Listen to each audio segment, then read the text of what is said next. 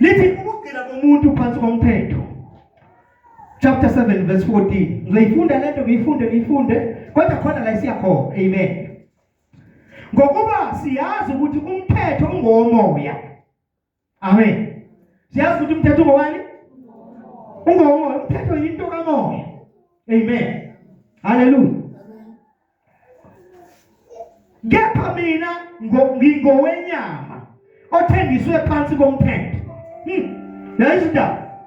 Umthetho ungani? Ungokamoya. Ungokamoya ngani? Ngokunikezwe uNkulunkulu. And ufuna izinto eziright ayifuna ubani? uNkulunkulu. Amen bazalwane. Wona ngokulungile, muhle, ungcwele, umthetho uphelele. Mawufunda verse 12, khona la sifunda khona uzowuzwa ngikhuluma ngomthetho. Lithi umthetho asifunde kwani uvulile masinyane. Verse 12 khona la sivule khona. Ngifunda verse 12. Sifuna samzane manje sasele emuva ngiyanibona. Sasele emuva. Beke sesivulile sonke. Yiko bese ngiyiphonsela kini ukuthi kube nifunde nami ngikhulume nali nifunde. Verse 12 ku chapter 7. Ngizathi khona basacima uNkulunkulu wakho. Okay, uthi ngilifundele. Ngakho-ke umthetho ungcwele.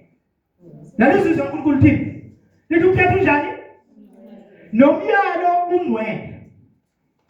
Ulungile muhle. Amen. Hallelujah. Yiko kuthiwa ungokamoya lezo bazalwane.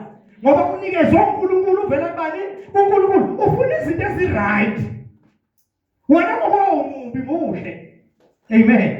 Hallelujah. But uthi no, inkinga ukuthi mina kimi, uthi inkinga, uthi la umthetho ungowomoya, kepha mina ngingowenyama othengiswe phansi kwesono. Amen. Ngowenyama osenjani bazalwane? Othengiswe phansi, kusho ukuthi ngamanye amagama isono sesangena kuwe lezo bazalwane. Sesangena kusisemathanjeni akho. Uma uzalelwe esonweni. Uzalelwe esonweni ngoba abonaka wena kodwa bona ukhokho wesintu sonke abazalwane. So wawuphi wena mayona ukhokho wesintu sonke? Wawukhona ukuthi wawusokhalweni kuye. So wena uzalwa vele uyisoni, uthengiswe phansi kwesono. Amen. Yingakho ukwamukela uJesu, indaba kaJesu ayisibi indaba yokuthi wamukela uJesu ngoba mhlawumbe umubi, unjani, awudingi wena ngoba vela wenza isono, awenzi lutho, because kunesono kuwe. Uzosolva le nkinga yesono esiphila kuwe, kuthi ingabusi. Ingakulawuli lezo bazalwane. Mawuthola uJesu uzothola amandla ukuthi lento kuwe ayozufe. Ikhona kuwe isawuphinde iphume, ikhona. Amen bazalwane. Hallelujah.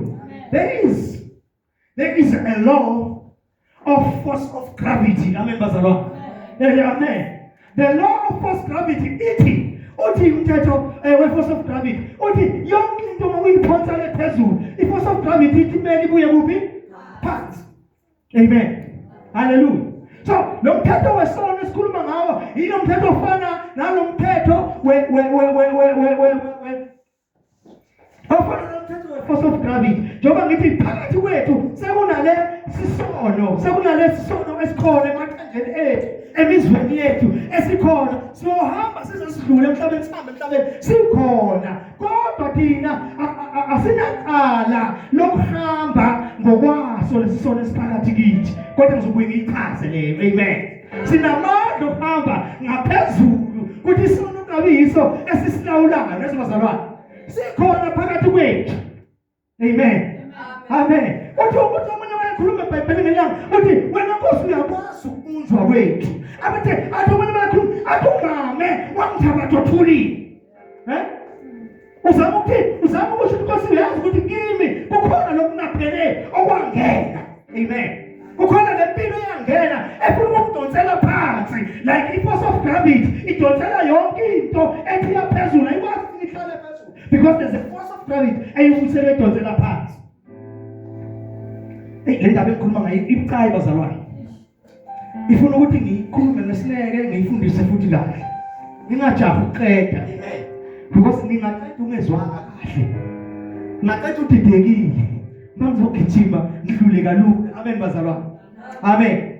but ake silaleleni lo khulumayo. Uthi ke uverse 15 manje. Uthi ngokuba engikwenzayo angikuqondi. Ngokuba engikwenzayo akusikho lokho engikuthandayo, kodwa lokho engingakuthandiyo yikho engikwenzayo. Nangizwa bazalwane. Lo muntu okhulumayo la, lo muntu okhulumela umzalwane osindiswe si. Angazi manezwe yini.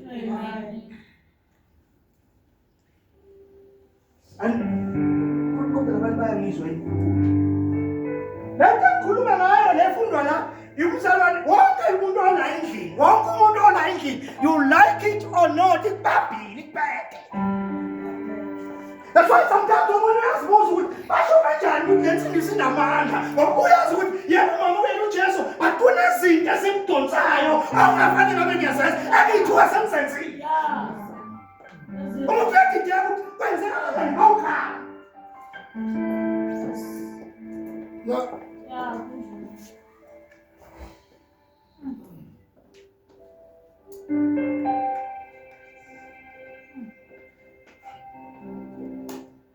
Ngamanye amagama la sibuka impilo yethu njengamakhono, sibuka impilo kamakhono ukuthi ihluleka kanjani kanti futhi inganqoba kanjani. Ihluleka kanjani kanti inganqoba kanjani. Because ngendlela yenziwe ngayo yenziwe ukunqoba impilo yethu.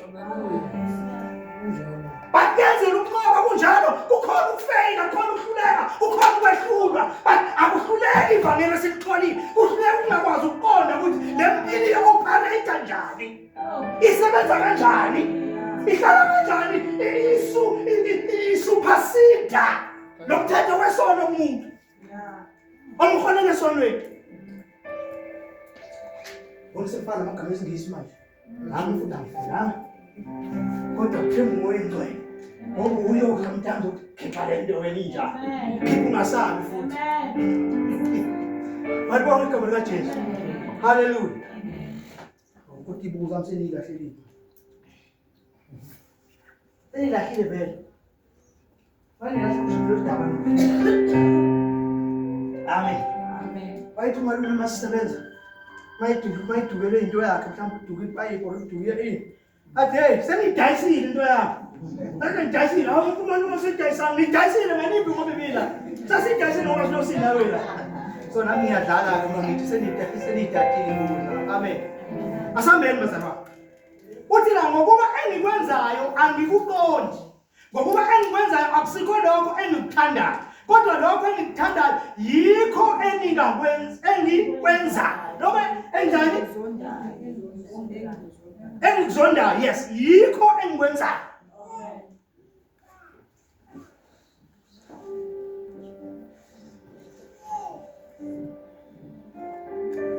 Uthi ke ku-16 kepha uma ngenza lokho engingakuthandiyo ngiyawuvumela umthetho ukuthi muhle.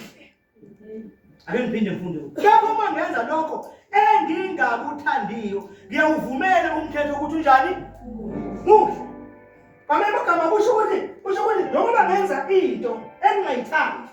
Noma ngithandi ngokwami, but ngithuka sengiyenzile. Kusho ukuthi ngivumelana nomthetho ukuthi akufanele ngabe ngiyakwenza wena ufuna into right. Amen.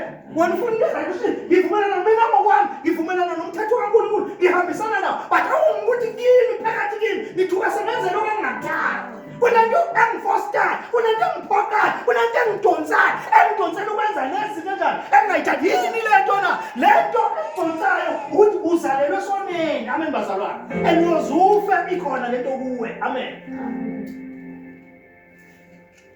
Hallelujah. Asiqhubeke.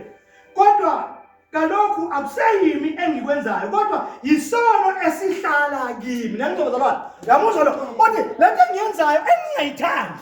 Akusimi engiyenzayo, kodwa yisono esihlala. Bathe vumelana nami ke mangithi usindisiwe, but ukuthi usindisiwe akusho ukuthi lento yangena iphumile. But uNkulunkulu ukuze lento ingasebenzi ukukhona kwenzile. Okufanele uunderstand akwenzile. Siyaya lapho but sifuna ukuthi lesihlale eqala la. Amen bazalwane. Sihlala eqala la sithi umuntu okholwayo okhuluma kanje. Ngokusho ukuthi umuntu okholwayo ngoba uzoqhamuka omunye, aqhamuka omunye afuna ukuyibeka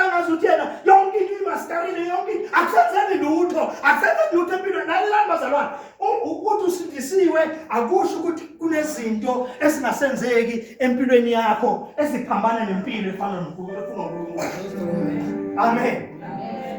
Umuntu uthini mhlawumbe izwakale kahle. Akusho ukuthi izilimo zalo lonke uhlobo angeke iseke sakuwe.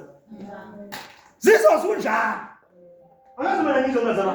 Ngabanye amagama ngiqonda ukuthi kunezinto ezikhona empilweni yakho lezo. Empilweni ezikhona empilweni yakho. Ngiqhubeka ngokufunda ivesi. Ngizoze ngikhulume okungisiko. Kodwa ngalokho akuseyimi engikwenzayo kodwa yisono esihlala kimi. Ngokuba ngiyazi ukuthi kimi kungukuthi enyameni yami akuhlali okuhle. Uthi ngiyazi ukuthi kimi okungukuthi kuphi bazalwane? Enyameni yami akuhlali okunjani? Wayengahlali okuhle. Asuzositshela. Ngokuba intando ikhona kimi. Kodwa ukwenza okuhle akukho. Uthi ngiyathanda ukwenza okuhle. Uthi intando ikhona kimi yokuthanda ukwenza okuhle. Kodwa angikwazi ukwenza okuhle.